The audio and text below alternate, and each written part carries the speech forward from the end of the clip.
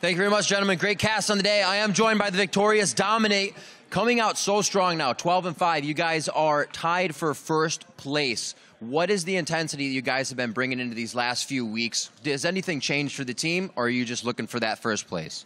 We've started preparing for playoffs starting this week. So we started preparing multiple team comps that we're not going to necessarily show in these last couple games, but we're starting to practice towards playoffs and round out champion pools that are solid so that we have multiple different strategies that we can bring out in best of fives and stuff like that. So I guess the luxury of being towards the top of the standings is you're able to, go for that playoff practice during the season, where normally you kind of have to, the position we're normally in is we're barely getting into the playoffs, so we have to give it our all, and then they know what we're going to play when we get to playoffs. So I think that our practice has been going pretty well, and we've been pretty focused about practice, and I think that that's what we're going to use going forward into playoffs.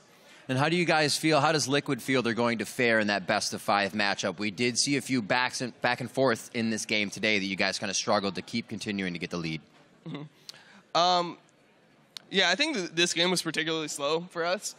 We had a comp that really outscaled, so we knew we won late game, and we didn't really go for any risky plays. I barely ganked. I pretty much just tried to follow Porpoise around, put wards down, and the really oppressive thing about Nidalee is she can just walk in your jungle, and no jungler can 1v1 her. Yeah. So we kind of just used the advantages that we had, and we didn't really have to make any big plays to win the game. But I definitely want to clean up some of the small things. We didn't necessarily play this exact comp before, so we didn't know how to necessarily 4v4 around the dragon without a tank there and stuff like that. So I think we just have to clean that up and just practice a little bit harder, and then we'll be able to play this comp just like any other. Awesome. Dominate, final question. You guys are playing a Wounded Impulse tomorrow. What are you thinking about that team, Gate in specific in the mid lane? What are your thoughts?